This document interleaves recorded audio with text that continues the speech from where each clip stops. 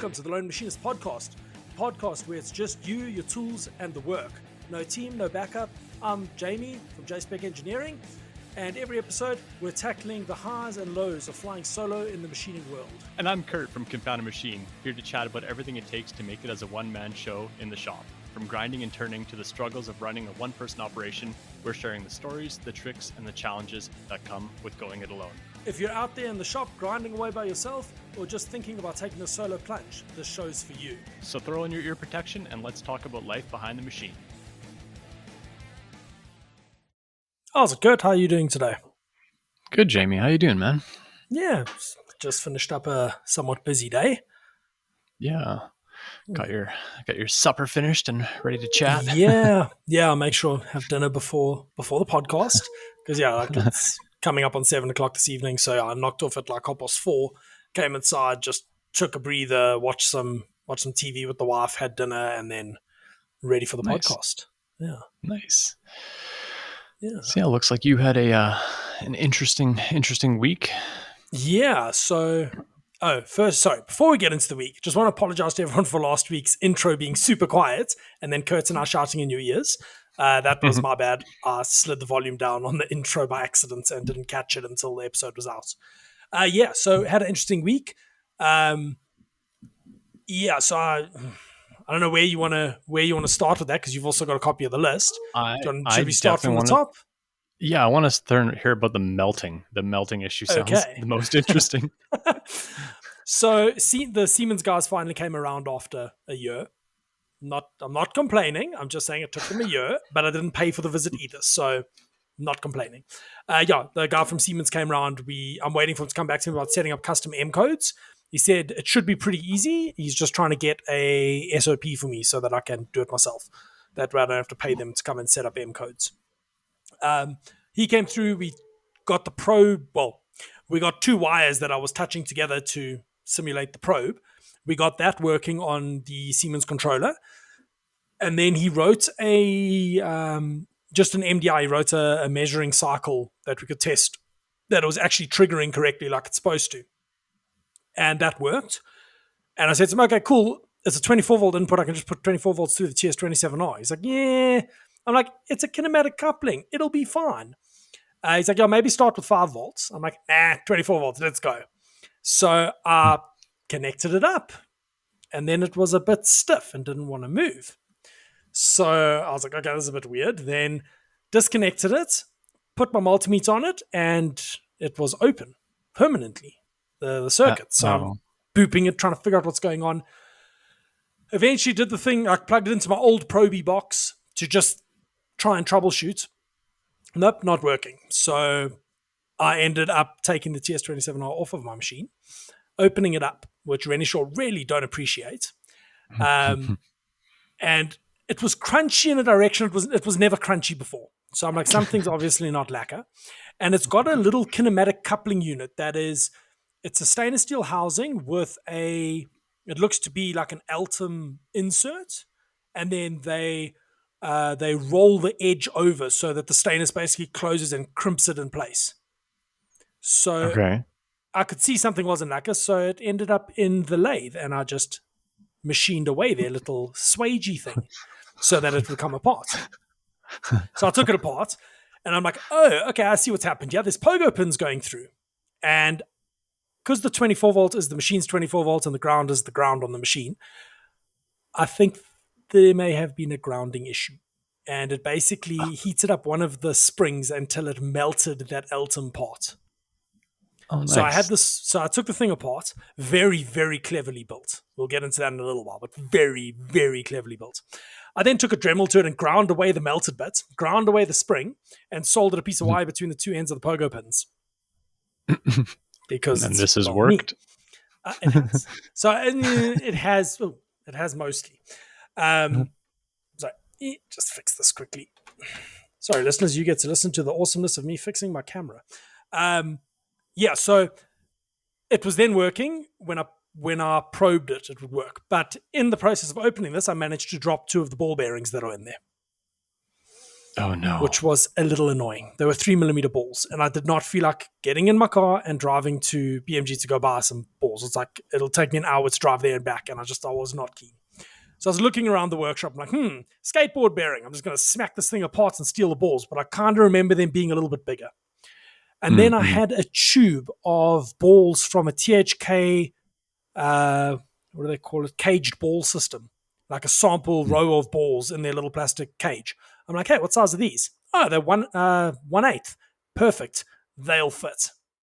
So the way this thing works, it's got these to explain a kinematic coupling, I assume you know what one is, Curt, but for the listeners, it's three posts the 3 posts go between two balls each, and then two of the balls are connected to your input and your output on your circuit, and the other pairs are linked. So when the three rods are sitting in the 6 balls, the circuit is closed. As soon as any one of the points lift, the circuit opens.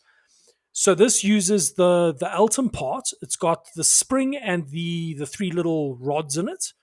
Comes to the top, and then the ball bearings sit on like in a little cutout. And there's a flexible PCB that links all the balls, or links the pairs of balls. So cleverly executed. So the PCB is actually deformed to match the top of the ball, obviously from insertion. And in the stainless steel part, there's divots.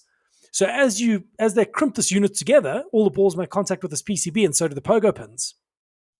Like super elegant solution. Like you're getting all your accuracy from the stainless steel part, but you've got this this flexible PCB isolated. It's super, super clever. So anyway, I put this thing back together, and then the way the TS27R goes together, there's a PCB with pads for the pogo pins, then this kinematic unit and a nut. And if you tighten the nut, everything gets held together. So I'm like, don't need to re-swage it together. I'll just reassemble it. And it would work until you flicked it, and then it would stop working. Because now, obviously, the pogo pin's no longer spring-loaded. Oh, right. Yeah. Okay. Yeah. So I ended up putting a piece of masking tape on that little flexible PCB, because the balls are now 0.2 of a millimeter bigger. So that's obviously not butting up. Obviously, I put a piece of masking tape on there, got that pogo pin connecting. Then the other side of the pogo pin, I took my wires off their little PCB, soldered them to the pogo pin, and chopped a piece of the PCB out. And It's back together and working and repeating flipping well. Like, I wasn't going to buy a new one if I didn't have to. It's rare that you can take parts out of something, replace it with tape, and then it works again. Yeah. And these are skills. These are precision parts. It's not like... Yeah, so I had a backup plan. Like, if shit went really badly, I was going to just put one of my cheap Chinese probes in, but obviously I didn't want to do that. I want to use the 5-direction probe.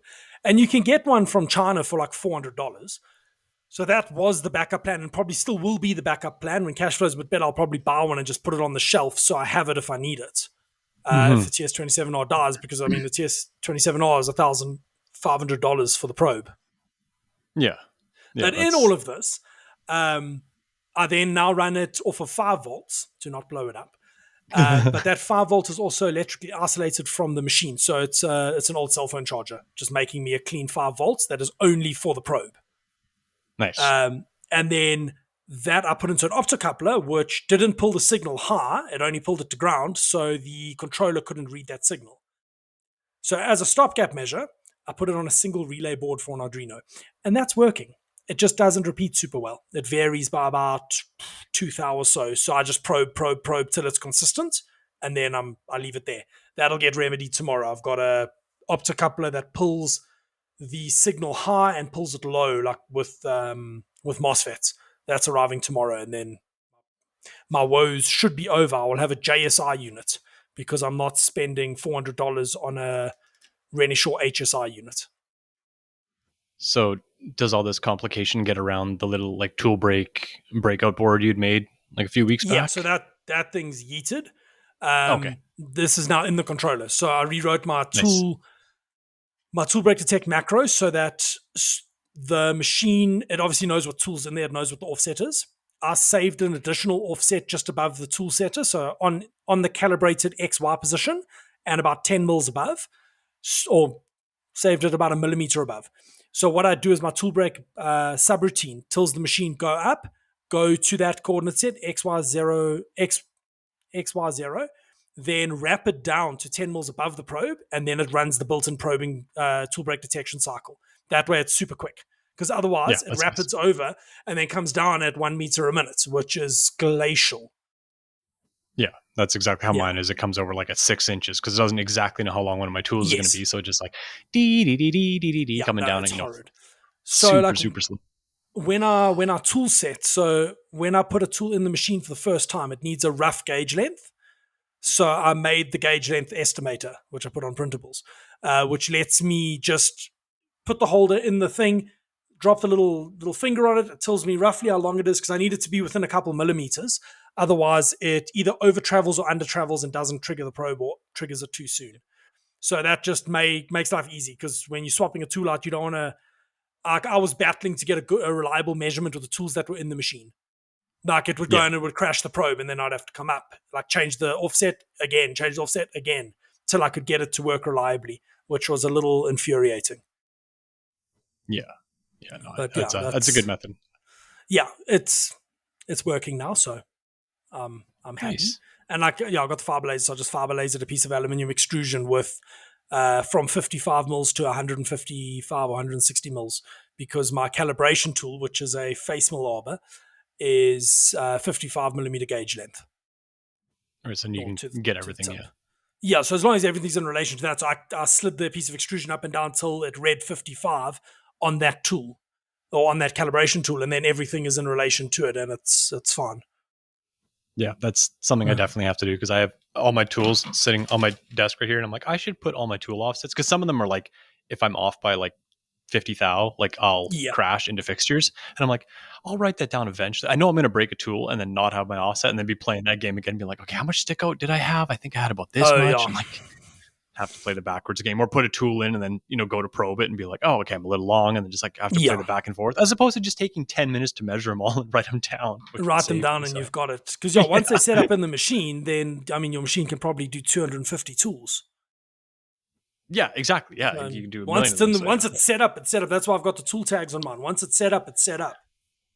yeah. I have the poor people advantage of not having enough tool holders to worry about that yet. So but once I do, then I can start using them. So Yeah, I must say the tool holders I'm getting from China are not horrid, and they're pretty friggin' cheap. Like $25 a holder. I've had one crack, and that's now dedicated to running one of my drills because I don't really care. Like it's straight up just dedicated to my 2.5 millimeter drill because it'll flex to run true. So I don't really care. Like I'm using it for making M3 threads. Like if it's a little bit big, it doesn't matter.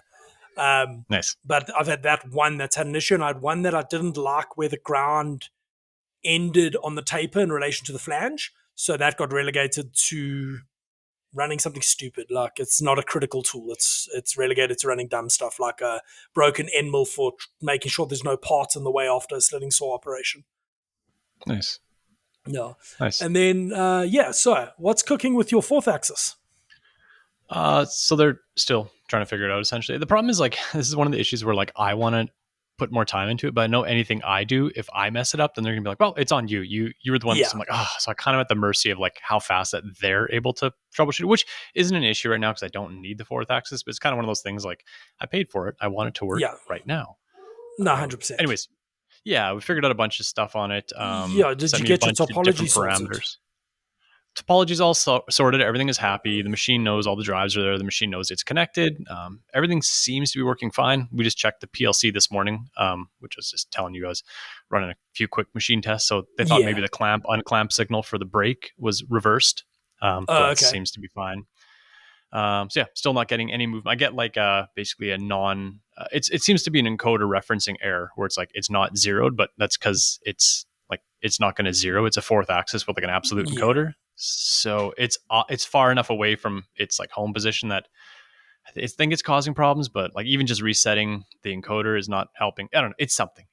Yeah. It should be something simple because it's not throwing any alarms, but it's just like tedious. A lot of back and forth. Yeah. So. I'm sure they'll figure it out at some point. Yeah, I mean, and like soon.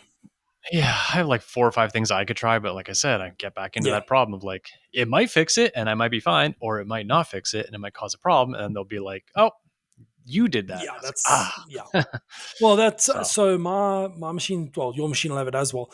You got two probe inputs. You got one on header 122 pin 11, which is labeled 13 for some reason, and on 132 also pin 11 labeled pin 13 for some stupid reason. Mine, I had my tool setup on the first one. No, it needs to be on the second one. So the measure cycle would work, and if you push the tool setter, the measure cycle would work successfully and say it's been triggered. But if you try to do the automatic calibration, wouldn't work because it's looking at the second probe signal. So yeah, that took a little while, but I figured that one out. I was like, I can't wait for Yerkes to keep coming back. Worst case, it's not going to trigger like it's currently doing. But as soon as I swapped that over, it just started working.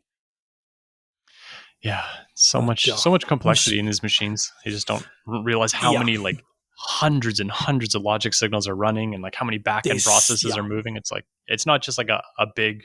It's not like just a big dumb machine like our old ones. I'm waiting for the procedure to add custom M codes. I'm very curious to see it. Apparently, it's pretty easy, and I'm going to share that with everybody because, well, everyone deserves to use the hardware they have. You've paid for it already. Yeah. Like I've got a whole bunch of relays that aren't being used. I want to use those for automation. Like, not a charity. The machines needs to do the things. Yeah. No. Exactly. Yeah. I know. I'm about a week away from just. I'm gonna search out my local Siemens rep, and if I can't solve this in the next week or so, I'm just gonna be like, you know what? I don't care. Like I'll pay them to come out, just make it go. Yeah, make it work. Figure it out in the back end. Yeah. It's probably something really stupid. That's the thing. Yeah, like it's all like from what I can understand, all the connections, everything is fine. It's just like you said, it's some stupid logic signal, some PLC signal, it's something very basic, but there's a million things to check. And I unfortunately am not an expert on Siemens controls, so I'm getting a lot better. I had the Siemens guy, and we were trying to find out how to invert the control signal or the inputs for the probe. And I'd been reading the commissioning documents for the 828D. So I was like, no, I know where this is in the document. Quickly searched it, pulled it up, changed the parameters, and then you have to power cycle. Because you change it and nothing changes till you power cycle. Yeah. But like just there's like 20 different things you need to change to get probing to work. It's way more than you would expect. I kind of want to dive in now and speed some stuff up on the probing as well. Because I'm sure I can find those variables somewhere and just start messing with them. So it doesn't come down at 1 meter a minute, it comes out at 3 meters a minute. The probe can over travel by like 2 or 3 mils. It'll be fine. Yeah, I know I have that in my calibration routine. It's a user variable where you can set how fast you want it to come down for the calibration. And I was like, why would you ever want this cooking? Like you want it to come slow. You're doing calibration. You're not like you're not doing this every day. I would like to slow mine down a little bit. Like I'd rather have it move slowly and be accurate than try and win a race and be not accurate. Like it's a bit dumb. So I was chatting to Justin from Toolpath this week, and he asked me to please dive into how I was doing my tool break detect routine on the previous Jamie special box. Oh yeah, with your little breakout. Yeah. So I thought I'd run through that quickly.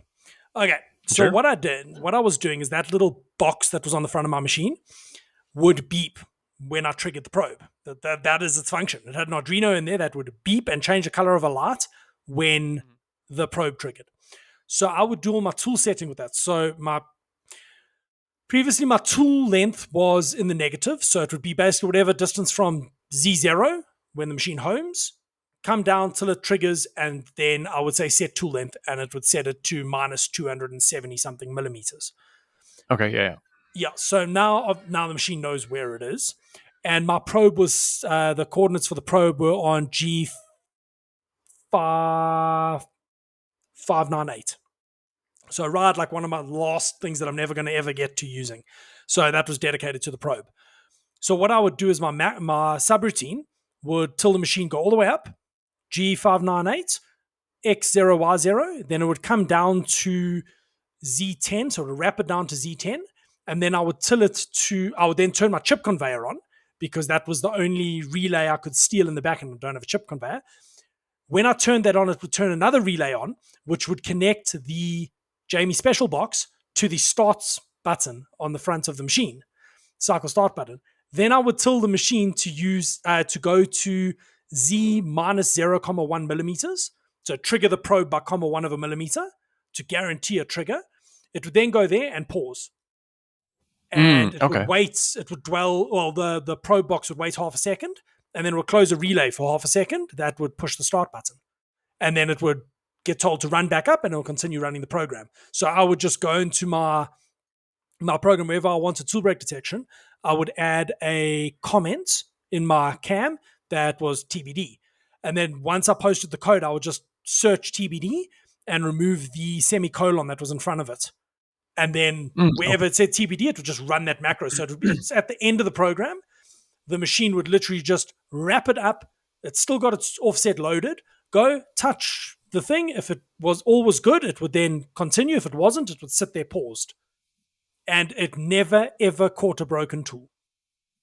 I broke 3 tools in a row, implemented that, and it has not caught a tool since, which is a little infuriating.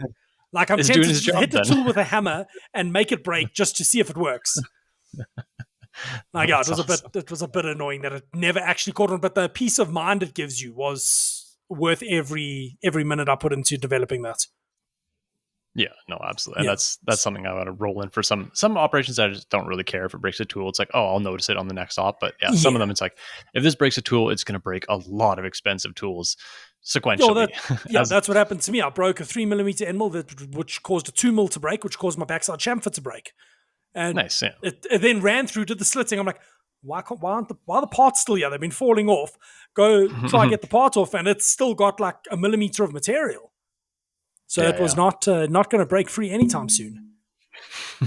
So it's tool break tech just gives you that peace of mind. Like I ran that job last week or the week before, and it's an hour and 20-minute cycle time. I hit go and I go inside and leave it to run. Yeah. If there's a problem, the machine will pause and I'll get a notification. Yeah, because I can turn on notifications that if the LK sits for more than 15 seconds, so if it goes from the run state to the not running state for more than 15 seconds, it notifies me. Nice. Because that way if it does a tool change or anything like tool break detect, it won't send me a notification. It'll only send me one if it's stopped for a while. Right, yeah. And I have some of those boards on the way. Sick. I designed a board that you can plug 3 machines into. So you plug in a 24 volt from the machines, or anywhere from 5 to 24 volt signal with its ground, and then you hijack the signal going to your the light, and you basically use the green light to know if the machine's running or not. So I've got 6 channels for that, and then 2 relay outputs on little ESPC3. So I was ordering PCBs, so I just threw those into the order. Nice. You can now monitor all your machines and get notifications so I on want all to of them. I'm very curious to see what the lathes do. Like very, very curious to see what the lathes uptime is like. Because, I mean, Bertha ran for most of the day today, unattended. It runs 40 minutes at a time. You go there, put a bar on, hit go, and it carries on running. Nice. Same with the MCO. It runs silly hours. That's awesome. Yeah, today I discovered that my aluminium supply doesn't have stock of the aluminium I order every freaking month. And they won't have for 3 weeks. So I was saying to my missus, like, we have to just suck it up and buy and put down material for 300 parts on our premises again. That when we have an order, we not now, like now I've ordered the other material. I'm going to machine the parts. They're going to sit for 2 or 3 weeks till I can get tubing, and then I'm going to assemble. And then I'm hoping the tube's the right size. I'm like, this is not going to fly. But also that customer's been ordering small orders, which is extremely infuriating. Yeah, no, it's the same game I played with my titanium. I tried to order small batch quantities. I'm like, you know what? The actual cost of titanium, it's expensive, but like the cost of not having it is massive in comparison. So now I just buy buy more than enough to keep me running for an extra month or so, just that way I don't have to stop or slow down. Yeah, the last time these oaks ordered a big order, I ordered an extra 300 parts worth of material, but then they didn't order the next month and had a small order the following month. So I'm like, I don't want to sit on stock for no reason. So you got to find that balance, unfortunately.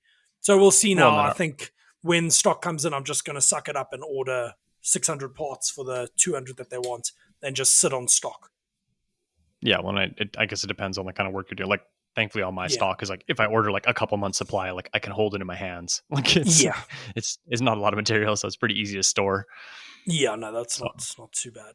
But yeah, like this, my thought is now to just chop it up and put it in my little grinding room outside, just that it's not in the rain. It's aluminium. It's not going to Yeah. rust. It gets a bit stained, but I don't really care. But I don't want it lying in my driveway either. So I'm thinking just break it all down to length, stash it, and just keep tabs on how much we have on hand and keep stock of a couple hundred pieces. Because like now they've placed the order. I'm like, okay, cool. We'll get this out in a couple days and we good for month end. And now I'm not going to be able to deliver because there's not going to be material. So it's like, ew, this is a bit of a problem. Like I can do all the work, but I can't do the last little bit to get us over the finish line. Yeah. Which is a bit infuriating. Your world's a little different too, because you're doing fair, or at least I'm assuming those are fairly low cost parts, so the material cost probably plays a bit more of a role as opposed to on that specific assembly, it is the highest material cost of all the products I make for them. Which is okay. That makes so you don't want to sit on a year supply. It's still, I was doing the maths in my head. Yeah, it's still not even 30%, or it's just on 30% of the actual order value. So it's not like it's 90% of the order value. That's not bad then. Yeah, it's just they're placing like orders for small amounts at the moment. Ending off last year, they're like, no, next year we're going to be doing orders, and it's like $5,000 a month orders from them that I'm expecting, and they're giving me these little $1,500 orders, and I'm like, guys, this ain't going to fly. Like, you need to figure out your stories here. I actually dawned on me that they might be getting some of the components from the old supplier. So next time I deliver, I'll just go walk into their storeroom and have a look around. I don't think they are, but yeah, we'll see. Yeah. No, on the news of material, I know it's this last week I've just been doing bodies on my lathe, and I decided to start like pushing it because I haven't really pushed it. And I have some nice, I like the Tungaloy inserts for my lathe. So I just started to push the feed rates harder and harder and harder and harder. And it is, I have to go through all my feed rates now and like triple them because I doubled the spindle speed and tripled the feed rate. And the finishes are like, I do a roughing pass and a finishing pass. Yeah. And they're still coming out exactly where I want them, exactly on tolerance, exactly on specs. So it's like, is that why didn't I do this? The big it's just on the manual lathe. Yeah, just okay. on the manual lathe. Unfortunately, doing pen bodies, I got a lot of like between center turning, and on the turret lathe, I don't have a tail stock. So I was like, well, the easiest way to fix this right now is to buy a big manual lathe and do all my turning that way, and then I can free up the manual because the big CNC lathe is constantly running parts.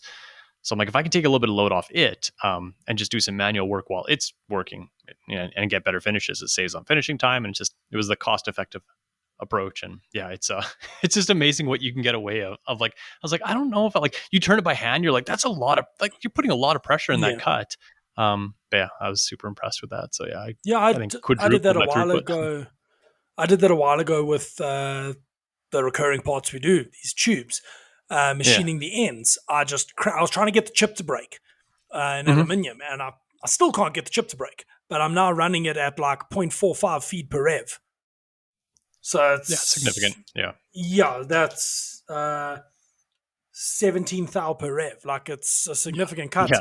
I start running out of horsepower before I can go any faster. I was actually meant to get an insert. I must chase that guy up and see if I can get a sample insert, because we're going to have to run them again now. Because that's the biggest limit on that, is I can't bar feed because the chips get in the way. Yeah. Well, and that's a nice thing about even me pushing these feed rates in titanium. Like, titanium is relatively, like, it doesn't like to break chips, but pushing this insert to, oddly enough, where it wants to be in its spec, it's like the chips are breaking beautifully. So just like, I rough it, and just like there's little itty bitty chips that I have to just sweep up, and it's so nice. So nice. No, that's a really, that's nice that you're getting chip breaking. I'm battling. Like, I'm using pecking to try and just manage the chips. And that's why I have to have the bar loader run the lathe, because I can't even run 5 parts, because if I run 5 parts, I'm going to have a nest in there that I've got to deal with. So she runs one at a time. Yes. And with regards to that, there is now a companion guide linked in the description that will explain some of the very creative words that I use, because apparently I speak in South African, and specifically Durban South African slang. So if anyone's got any questions about the words they're hearing, there is a companion guide, and it's got links to a phonetic dictionary that will actually say the word out, try and give you guys a bit more context. But really interesting. Have a look at that. So I thought I'd just throw that one in there quickly. 10 minutes. It's fantastic. And that'll grow as such a good job. As we discover more words, we'll let that grow. So if anyone has any notes, just hit us up and we will add it to that dictionary.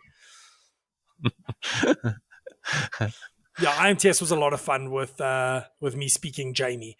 Like a lot of the guys were battling to follow. I mean, we went to dinner with EJ from Nocturnal Welding, and I asked him how old his lattes were. He was so Yeah. confused. Like Yeah, that's that'd a be, no very one knows South that. African term. Yeah, no, that's a Yeah. super South African one. But yeah, he was quite entertaining to watch. He's like looking at me so confused. Like, what the hell are you on about? But yeah, I see you've got tumbling experiments on you.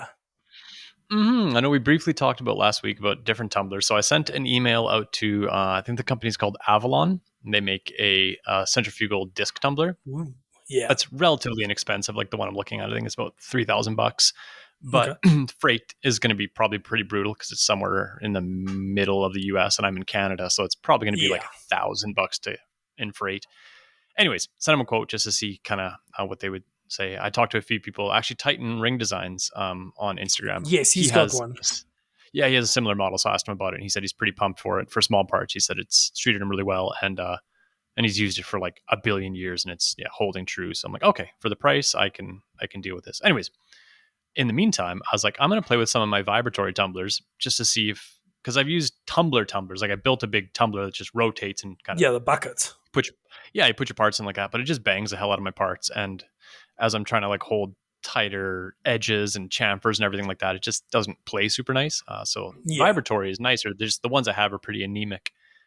So I put one of my a trashed pen body in there Yeah. and just let it run for, I think I let it run for 8 hours with some nice like fine polishing media, and the finishes were so nice. Like Yeah. they were fantastic. So I'm like, I okay, used to there's tumble merit. overnight on my vibratory. Yeah. I've got a lineman one that I used to run overnight.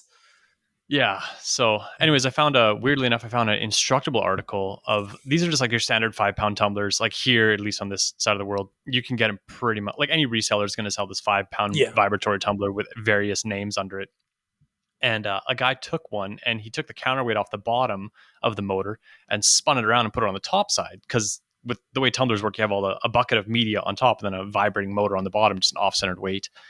But the off-center weight was so low to the bottom that it's away from the center of gravity. So the action for tumbling, you want it closer to the center of gravity to like agitate everything more. Anyway, so he spun it around and had significant performance increases. So I'm like, you know what? That's a inexpensive enough thing to do. So anyways, that's what I did the other night. Basically took the motor off, made a new, or I'm actually finishing making the counterweight probably today, and then I'll put it back together and see if that helps. Because even if I can get it down to 8 hours of tumbling, I don't care. Like I'll go to bed, turn the tumbler on, and wake up. That's like what I for used right to do now, with the flux. I used to throw totally, in yeah, like 24 of them, go to bed, come in the morning, take them out, load another batch, let it run through the day. Like it was 16 yeah, hours I was tumbling them. yeah, exactly. It just, I'm getting to the Yeah. point where like finishing is tedious and like blasting is great, but it's purely manual. So and tumbling, I can get a beautiful finish with this. Like I bought some like just fine finished ceramic, and it just, you get Yeah. this shiny but really matte finish, and it doesn't take away a ton of tooling marks, but that's fine because I kind of put them in there as a pre-finished stage anyways. I just Yeah. want something that just gets me from like pre-finish to finish with less manual work. Yeah, But, gets all the sharp edges off. Like I tumble the mag bases, so that's one of my things was tumbling versus Scotch-Brite through Anno.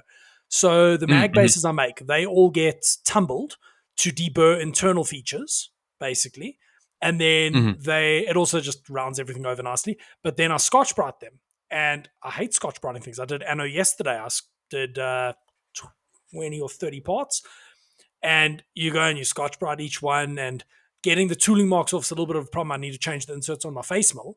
But yeah, the black is blacker if I tumble and anodize than if I Scotch-Brite and anodize, because the light mm-hmm, reflects differently off the parts. So mm-hmm, if I run the same part, one tumbled, one Scotch-Brite, I get a darker black on the tumbled parts. mm-hmm. Just the reflectivity of it changes or something. I don't know. I've got to do another 30 parts this week that needs to be anodized. Those are going to go straight from tumble into anodize. Like give them a good Nice, yeah. etch and then run them through. But yeah, it's the ano is a hell of a thing. That topic was going to be I hate anodizing, but it's really not that bad. I did like 6 runs on Sunday. I was done by 2:00 in the afternoon. It really wasn't too bad. Like I've Yeah, got the well, that's my process pretty dialed. Well, that's my love hate with anodizing too. Is like for finishes, like if the finish isn't like, if you're like scotch brighting it, like just giving a nice brushed Yeah. finish, which I do for a lot of my products. If you have a perfect brush finish across and you anodize it, you get a nice uniform reflectivity. Like it looks Yeah. visually perfect.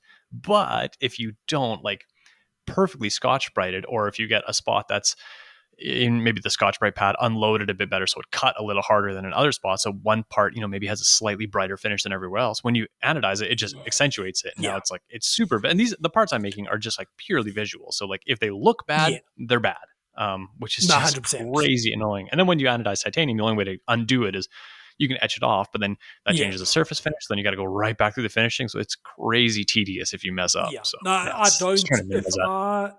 If I scrap an anode part, it gets thrown in the bin. It's not worth stripping Yeah. the anode off. Like now, so Yeah. I was chatting to my wife about this today. We had to, was it yesterday? We went to the shop to go buy some lin bins to sort some stuff out. And I was saying I did that batch of anode, and it's like decent bucks. All the parts were machined, because now with the LK, machining mag bases is not a big deal. Like when I do a material order, if I'm running low, I'll order 30 pieces and I'll just make 30 mag bases, put them on the shelf. And when I need them, I scotch bright them and I anodize them. And it's not, we don't make on those, I don't make to order anymore. I sit with stock because it's not worth making to order. No, the only one I think I have stock of all the common ones at this point. Like I've got 10 or 20 of everything in stock. I'm in the process of trying to buy the same plastic tubs again. I bought 6 of them. Can't buy them. They don't have freaking stock. I want to go buy like another 30 of the things and just move all my finished like machine stuff, label it, how many are in there. That if I get an order, I can say, okay, cool, I've only got 15 in stock. I need 20. I need to order material. I'm trying to get organized, but I can't buy the flipping Tupperwares that I want anywhere. Like, this is the second time this has happened now with things that I've built into my workflow. Now I can't just buy. It's a bit Yep. infuriating.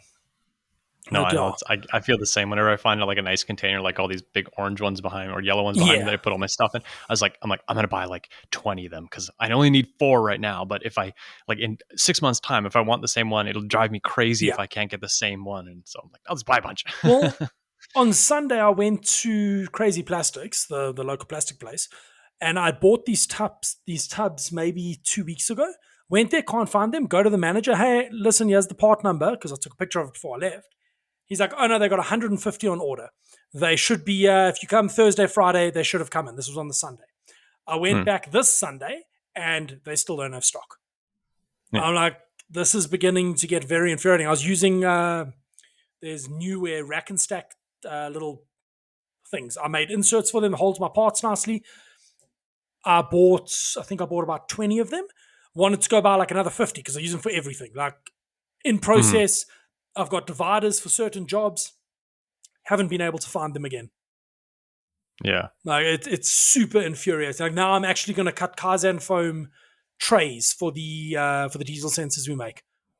That I can just buy sheets of the stuff. It's freaking expensive. Buy it, laser cut it, and all the parts just fit in 30 in a tray, and I can make more if I need to.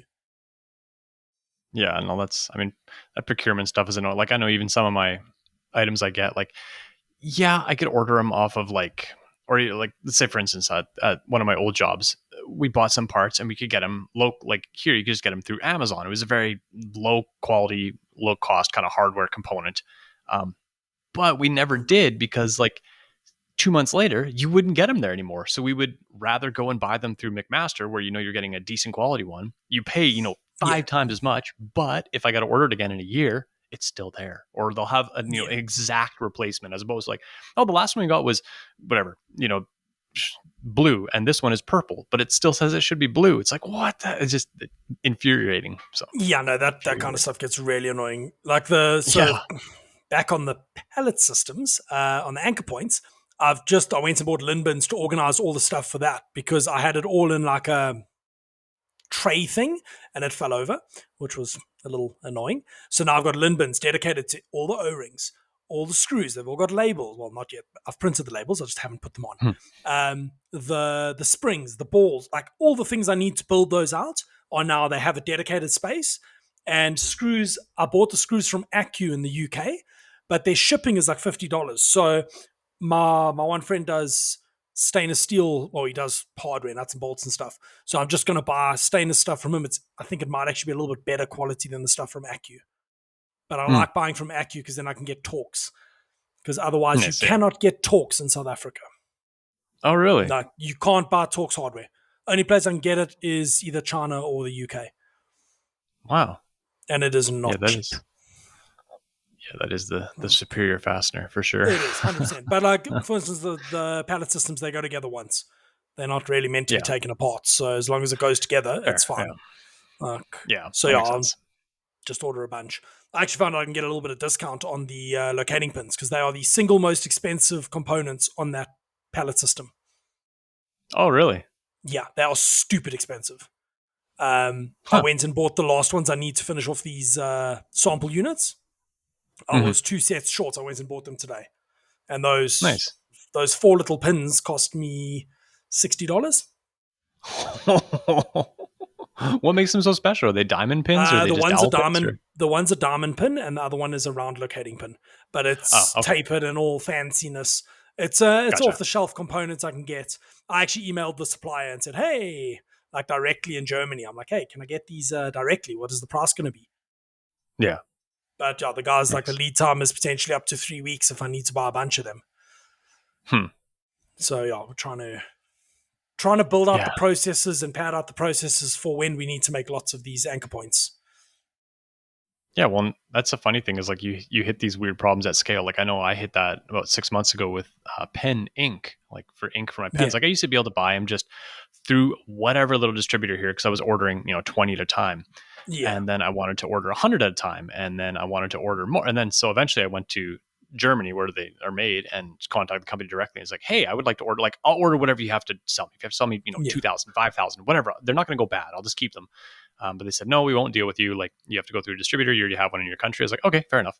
And then I realized like I'm buying more than the distributor's bringing in. So I'm like, well, can I be the distributor instead? Like I'm going to buy more than they're normally buying, but ended up working out. But yeah, just like things you don't encounter until my boss you try was to buy renowned for doing that shit where try buy something and the distributor doesn't have stock. So he's like, cool, I'll just become the distributor.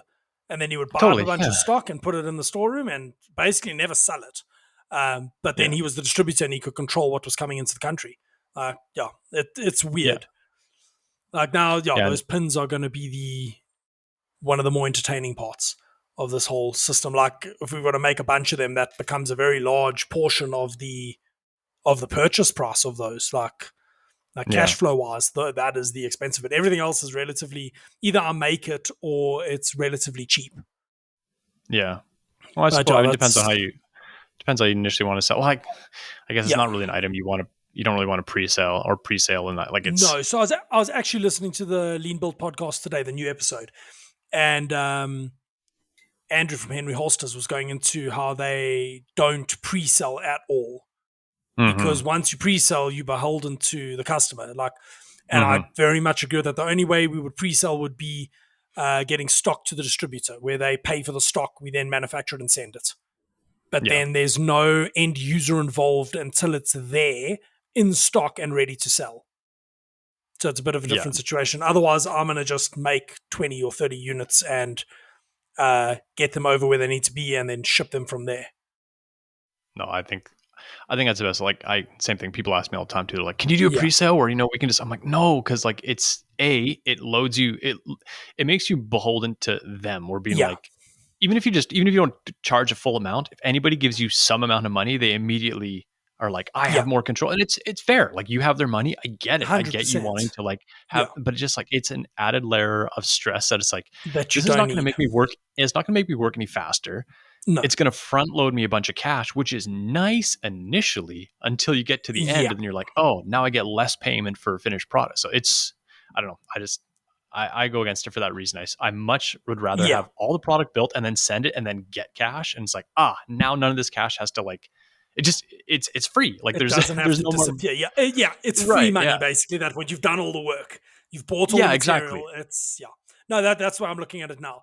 I'm in the fortunate position that most of the material that I use, I can get on account, which is also a bit annoying. That But helps. I can get material in, manufacture a bunch of them, ship them out, and then only have to pay for the material. But Yeah. there's still a lot of other bits and bobs that I've got to pay for as it goes along. But yeah, we'll see once the sample units are out. We'll then deal with how we're going to progress from there. Yeah. I hope they But sell yeah, well. Like I said, I'll pimp it out as much as I can. I hope they I think it's sell a cool well product. too. Like I'm a little worried about the logistics of selling them. So the US, we're going to have a distributor there, and then shipping from the US to the UK or Europe is kind of dumb. So I'm thinking of sending some to my mate who's in England who does my knife sales, and just having him put them in his cupboard. And instead of ruining his tax, his daughter's my goddaughter. So for every sale, we just put a bit of money in an account for her.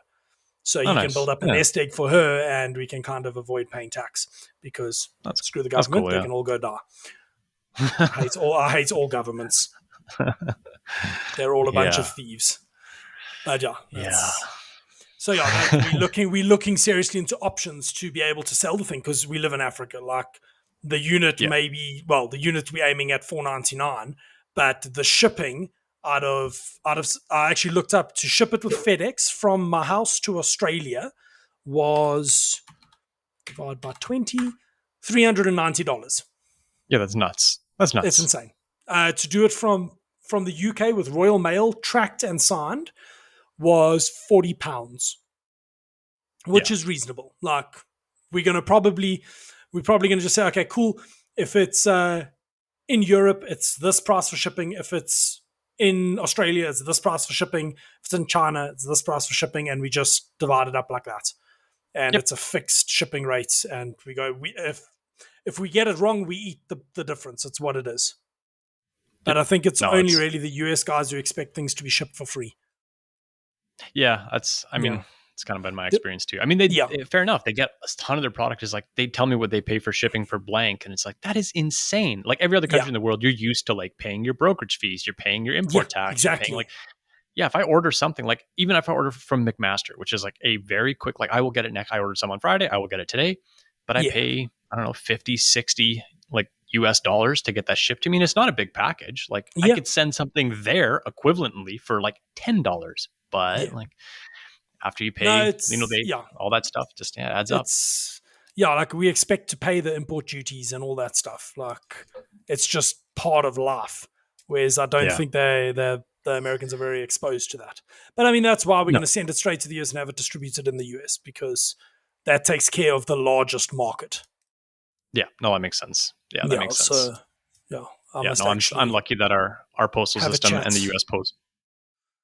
Yeah, they work well. I must have a chat to the distributor. I need to message him. Yeah. If you're listening, you know who you are. Let's see. Our postal systems play nice together, so. Yeah, you're lucky. Even the Royal Mail and the US Post play pretty well together. For now. Yeah. For now. The whole, the world's on fire. It's great. Exactly. It's all right. That was actually quite a stressor going into this whole pallet system that are we actually be able to get them over there at a reasonable price? But I think we can. I think everyone's feeling the same way. And you know what? If the apocalypse comes, we have machines to rebuild society. Like we're going to be popular. Yeah. I can build engines here. I can do whatever I want. Yeah. No, that's it. Like I'll become a warmonger. I don't mind. I'll build weapons.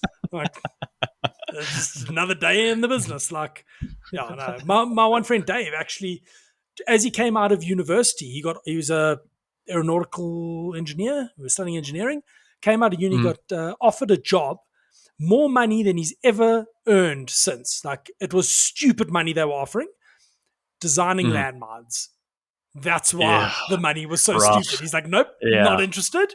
Like, no, thank you. I don't want that on my conscience. I'm like, no, fair enough. He reckons it was absolutely stupid amounts of money. You've seen all those shirts like I sold my soul to Lockheed Martin for $150,000 a year or whatever. Just like, yeah, that's pretty much what it is. So last night, I'm building a tumbler. So back to the tumbling topic. All the stuff is now sitting out. I turned the motor on. If I stand on it, I can't keep it on the floor. That's way more than 300 watts. And that, like, No, 300 watts isn't a ton of I've got tumbling it. So power. I figured out what happened. So I have another 750 watt VFD. And I Yeah. turned it on and went to the parameters and said, freewheel to stop. Don't try and Okay. slow down. Not Right. a Yeah. Yeah. problem. Because the eccentric weight, the other one, it would have been fine if I changed that setting. It was trying to control this eccentric weight slowing down. And that's Right. what Okay. blew That it. makes So sense. yeah, this one, Yeah. literally I stand on it, turn it on, it starts hopping me across the floor. Oh, nice. But I was watching a video last night from the Laser Bros. They've got a tumbler. The plans are free. They sell a tub kit as well and a welded tub kit, I think. I was looking at that actually. Oh, were you? Okay. So my Yeah. motor's like that, but bigger. But I was watching the Oh, video nice. and you can adjust the counterweights. So I need to open my motor and just see, maybe tone it down a bit. Yeah. Because Yeah. right now it's in full stupid mode from vibrating concrete. Nice. Like Yeah. it's insane. I'm waiting for my mate to be available so we can go weld the tumbler. Like I'm literally just waiting for him to say, hey, bro, I'm available. And then I'll shoot through there. We'll weld up the frame, weld up the tub. I'm not sure if I want to powder coat it or just spray paint it with a rattle can, like the tumbler. I think I might just Yeah. rattle can it because the tub is actually stainless. So I'm not too worried about it rusting.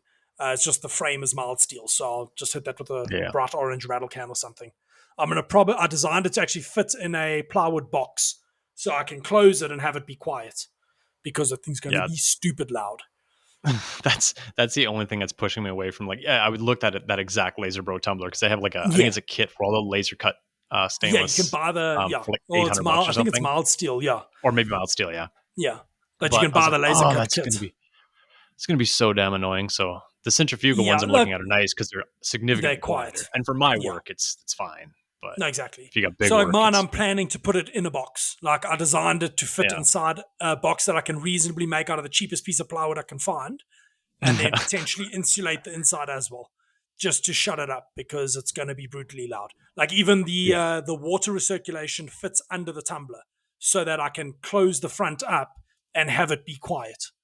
Nice. Yeah. Because right now my stupid vibratory tumbler is also, it's really really annoying when it runs all day, brrr, in the background. It's louder It's than my machines. Like it's constant and just it's just exactly. Air it's compressors, tedious. tumblers, they all suck for sound, Yeah. anyways. My compressor's not too bad. I've got one of the silent ones, which I need to buy another one of because this one is on its last legs. That thing runs, if I'm running the LK, if I run just the LK, it switches off maybe 10 times a day. If I'm running the MCO and the LK, that thing runs all day to keep up Yeah. with demand. So it's not long for this world, but it's like $250 for a new one. So it's not the end of the world. Like if it breaks, I get in my bucky and I drive down and buy a new one and come back.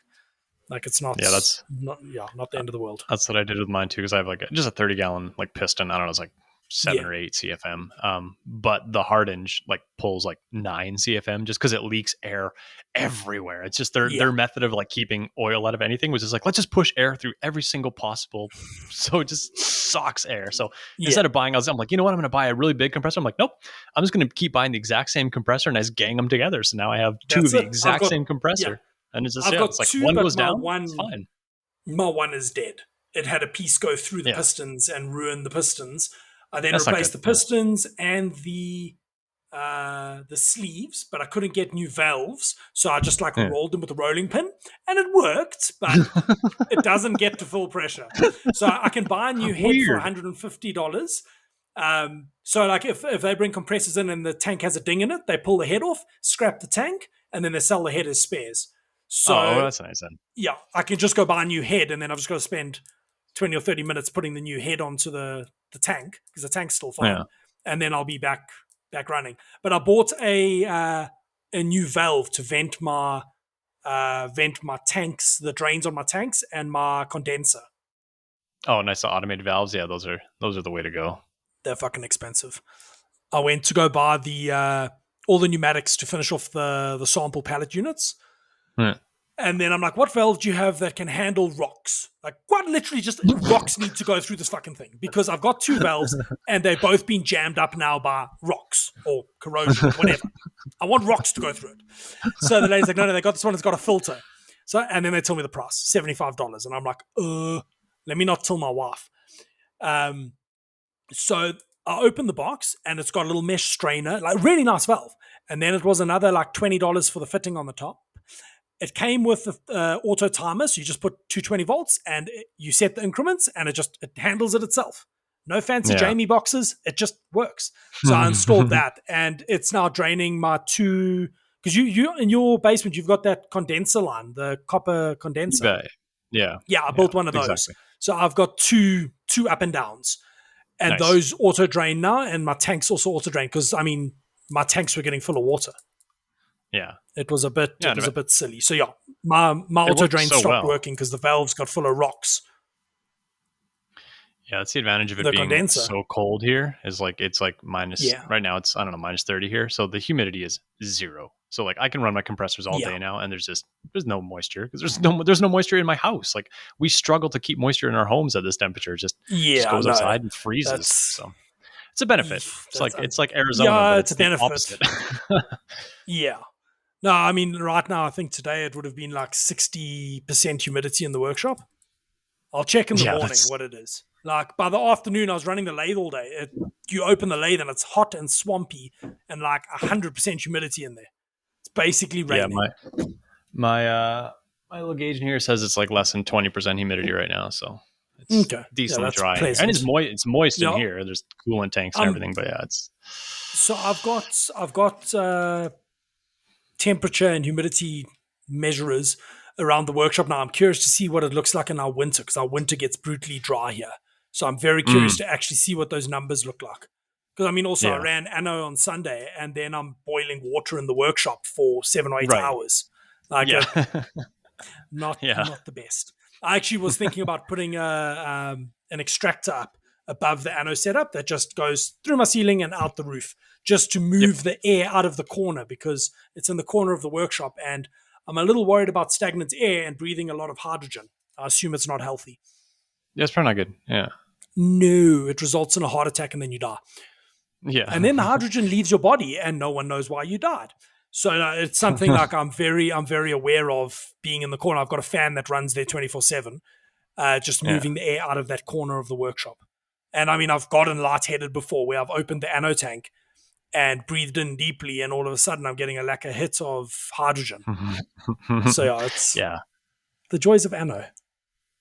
Yeah, I know. I have an air exchanger in here too, and it's just like the only problem is I pay for it. Like you pay for in gas to heat it, but at least the air is clean. So yeah, I'm tempted to put an air conditioning unit in my workshop, but then there's solar options, but the solar option costs twice as much as the not solar option. Although you will, if you put the panels on and you pay for the units, within 2 years you'll have recouped that with our current electricity prices.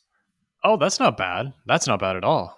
I kind of want to put one in my bedroom as well, so that I can sleep nicely. Because that's insane. Summer here, summer here is brutal. Like my workshop was 33 degrees. That's hot. Yeah, that's hot. Yeah, no, fucking brutally hot. And you walk in past the LK and it hits you like a ton of bricks.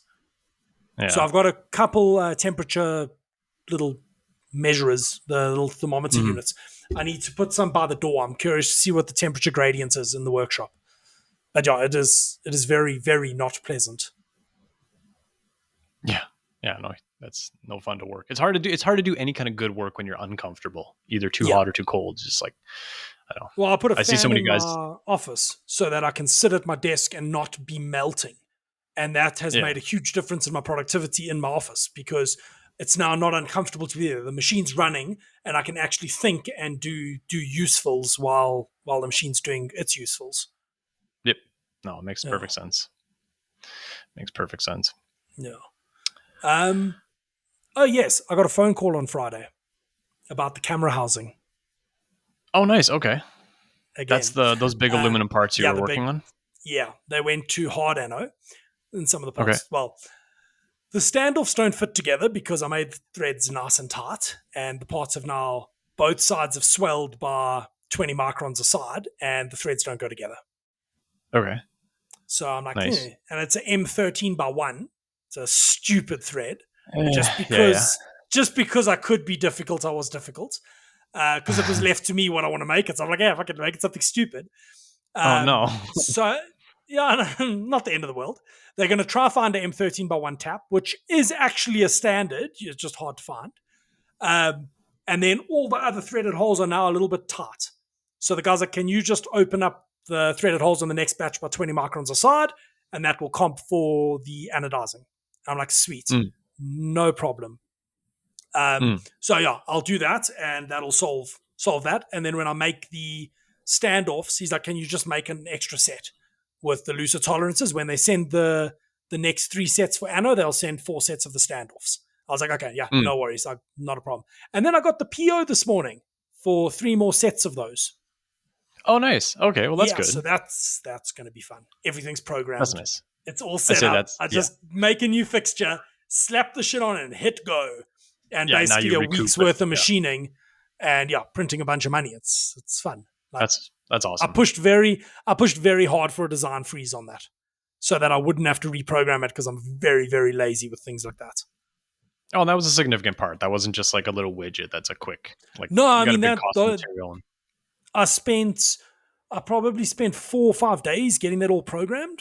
Some of it was while other parts were running, but to actually figure out my workflow, and like, it was a significant time investment. Like, we didn't do the best rate on the first part, but the next 3 are at the same price. So right, yeah. Fine.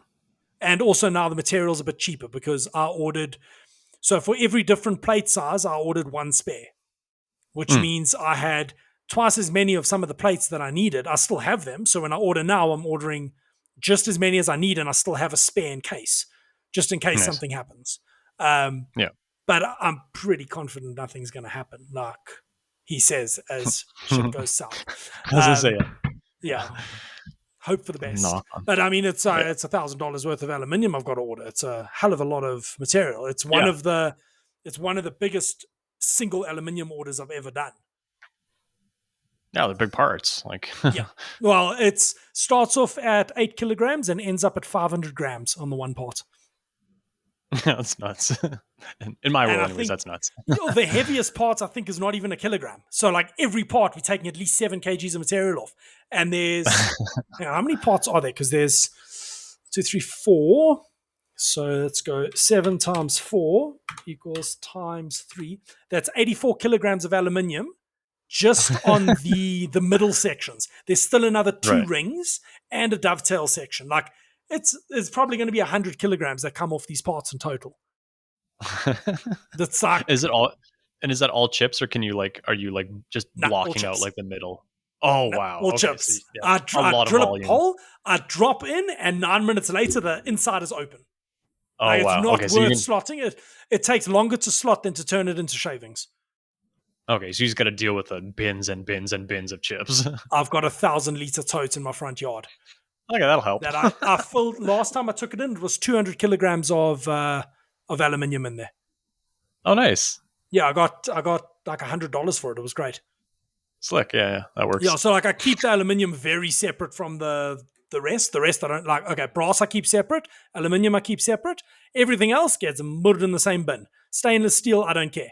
I get like, I think it's like 10 cents a kilogram. So it's just like, throw it in. So what I'll do is that I'll pack into little rubbish bins and little totes. I'll go fetch another 1,000-liter tote on my bakkie, reverse into the driveway, empty all the bins into it, and then drive straight back to the guy who takes my scrap. Because if it goes off the bakkie, it doesn't go back on.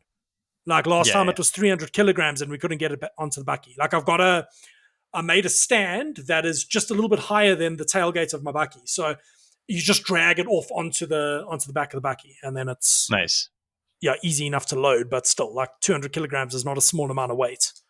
No, not at all. Like, it's a significant amount to haul around. But yeah, I mean, I've got so much. I've got brass. I've got a bucket full of brass from one day's production. Yeah. No, making mag bases out of brass. They're flipping heavy. Jeez. For CZ Shadow 2, the mag base, it's for competition division, so they can only have 15 rounds per magazine. The magazine can take 17 stock, and then they come with a +2 shoe, so it can take 19. So we basically shallowed up the shoe so that the base pad would weigh more. These things are ridiculously heavy out of brass, like heavy. But brass is ridiculous already. So yeah, no, it's It's fun. I think it's the thing people don't realize too. Like if you're starting a little like business like this in your garage, like you got to figure out a way to deal with like all the scrap because like you'll produce more chips than you think. Like I make Yeah, tiny parts and I'm lucky I can store it for 6 months before I have to take it in, but like you still have to store it. Like yeah, not a lot of people have the luxury of you just being able to like put it in their front yard because their homeowner association or whatever will be like, hey, yeah. what are you doing? So That's when you tell them politely where the bridge is and tell them to go get off of it violently. yeah, No, I mean, I've got a tote in the front yard. If anyone complains, I'll tell them, go look at that Oak's house. He's got 15 cars there. Calm down. Like, we right, live in exactly, Africa, so we can get away with whatever we really want. yeah, totally, But no, like, I had a guy who used to come fetch chips. I'll phone him, Alan, yeah, I need you to come fetch. He'd be like, cool, I can be there this afternoon. He would come with a couple drums on the back of his truck, and he would dump all my stuff in there. He would give me 5 cents per kg, and it would go yeah, away. But now I'm yeah, getting, so he was giving me 5 cents a kg. I'm now getting like almost $1 per kg. It's yeah, significantly more. It's worth my time to load it on the bucky and drive it through to my one customer. And they get really good rates because they're a press shop and they have a hell of a lot of scrap. Like they yeah. fill up a big skip on a 2 weekly basis. Yeah, it's nuts. Like it's insane the amount of scrap they make. I mean, they've got parts that they make washers. When they press the middle out the part, in the first Mhm. stage, they make like an M4 washer, and then they make like an M12 washer, Oh, or an nice. M8 washer, Okay. and then an M16 washer. And then that's From the all the scrap, finished yeah. ball. Yeah. So they literally just make washers for shits and giggles out of their scrap because they're punching a couple million of these a month. So Yeah. they may as well use the scraps. Well, No, that's yeah, like that business is insane. all the scrap from my pen. Like at the end of a turning up, like I'll have a little remnant that I just can't use. So it's Yeah. titanium. So like I don't want to bin it. Like it's decently, like it's worth more. Like the volume of scrap for me to store, I'd rather have it so I can. So I've designed like a few little products around I that want to size, ask so you I can. about that after the podcast because Yeah, I and that's what remember I one was of the using. products. Yeah, and some of them I just make as a goof. Like when I first bought Yeah. the Hardinge, I just made a set of just really, really basic, like little magnetic kind of fridge magnets or like keychains, just Yeah. basically to dial in the machine and then to make a functional part. And then as a side benefit, I was able to sell a bunch of them, which is kind of cool. Yeah. But I found another much more complicated part that I made, and that's what I used my resin printer for this last week was to print the prototypes. Okay. You if someone listening to this product or this podcast makes anything, go out and buy yourself a resin printer these days. They're so cheap They're and they so are cheap. They're like so $200. amazing. Yeah. Yeah, I I bought bought a one.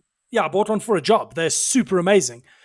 I know I bought my little was it the D2, so it's a like I bought it because it has a DLP projector as opposed to like a Ooh, shadowed LCD. So yeah, it's got fancy. insane lifetime on it. Yeah. Um but like and it was I don't know, it cost me like $600 or something like that, and it's amazing what you could like. I print the tolerance it can hold pretty accurately. It can hold about plus minus a thou and a half.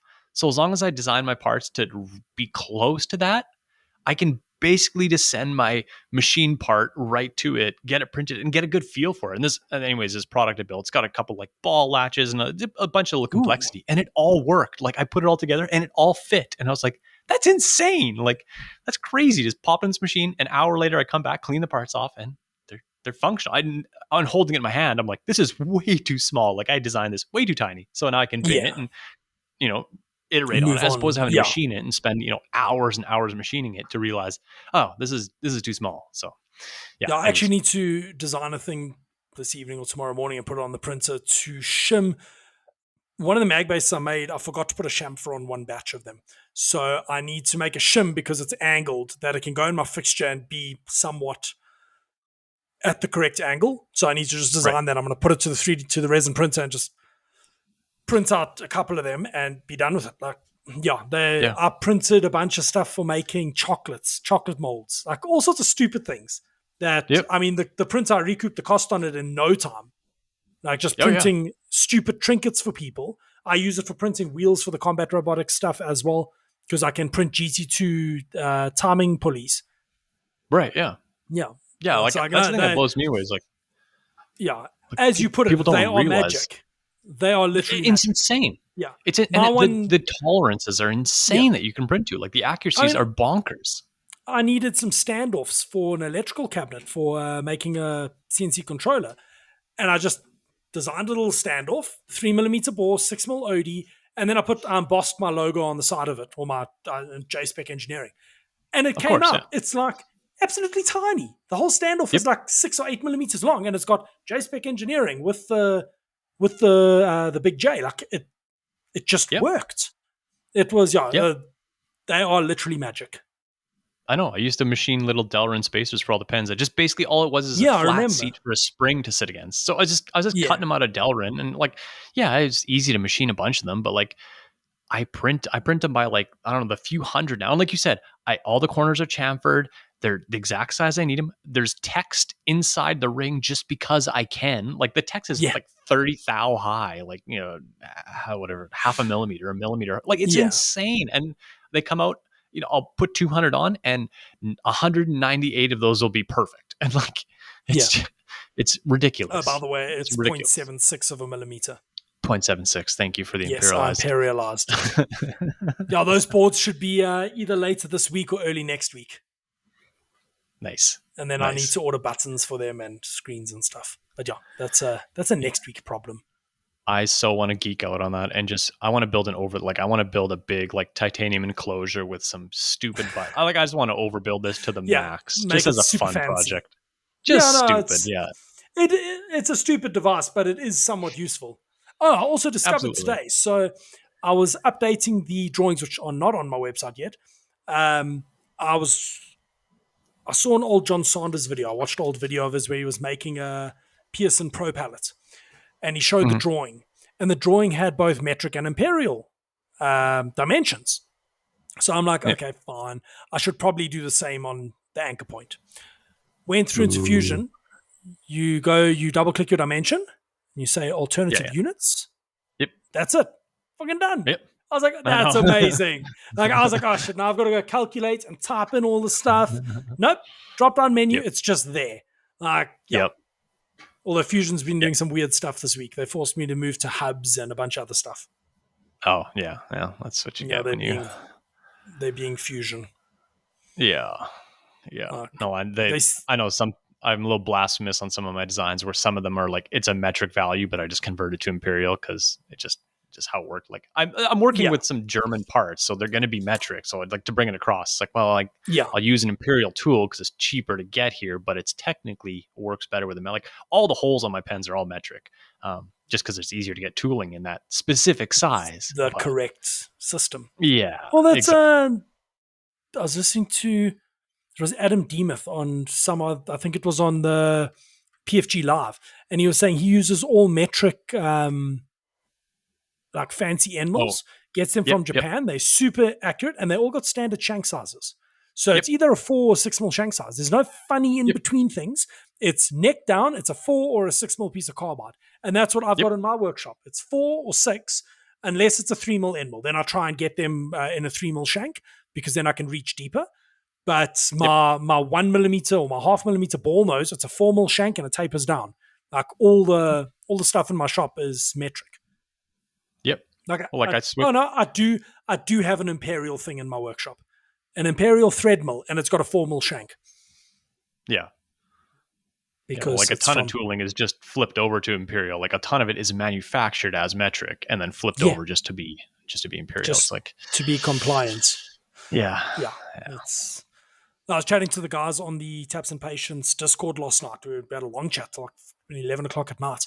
The one guy was doing a job where he was using a 20 thou end mill, machining a slot or something stupid. I'm like, geez, guys, or 22 thou. I'm like, I was trying to convert it to see if it was actually a metric number or just a stupid imperial size. But we had a long chat there last night. But well, we're nearing the end, so yes, we are. I think we'll leave that. I think we leave that topic for another. Absolutely. Another one, yeah. If anyone's got any questions, please hit Curt and I up with the questions. We'll add them to the documents and we'll have topics or questions going forward. We are planning on doing some guest episodes. my lovely wife Danica suggested maybe the last episode of every month we have a guest on. That's a good idea. Yeah, that way it mixes it up a little bit. We've already got the first 2 guests lined up. I'll chat to Curt about that later. He can see the document, but yeah, Oh, yeah. we'll chat about that later. But yeah, anyway, so what is in your Google search history? So mine is mainly just tumblers, tumblers and Siemens. Looking at Damn Siemens. it, you stole my topics. I'm sorry. I know we're both bashing our head against the same things. Mine is honestly mainly tumblers. I've been searching, like, just trying to find I'm honestly was trying to find a Canadian supplier for a tumbler just to cut down on freight and other things. But no one, if they do build it, it's like, oh, this one, can handle 2,000 pounds of parts. It's like, okay, well, this is a little bit bigger than I need. Little big for your parts. Yeah, exactly. 600-volt 3-phase. I'm like, no, I don't. Like, I just need something a little smaller. Anyways, the only one I found so far has been that Avalon one, which I think is made in Poland, which is kind of cool. Okay. I'm happy about that. Yeah, they're apparently very very quick at getting the job done, because that media is really cruising around compared to vibratory. Yeah. I was looking at a few, like the breakdown between that and high energy, and high energy is great, but like once again, I don't have the throughput to necessitate that. So, anyways, that's been in my search history, is mainly just finishing related jargon. How about you? What are you Googling that you can talk about? Packaging mostly, trying to find boxes, trying to get that whole process finished now, and also shipping, trying to figure out how the hell I'm going to get stuff out of South Africa.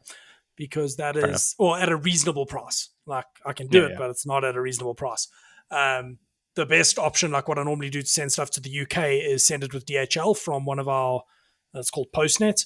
They offer a DHL box service, but the pallets weigh a bit much. So it's going to be like a 12 or 13 kilogram box, and that's going to get flipping expensive very, very quickly.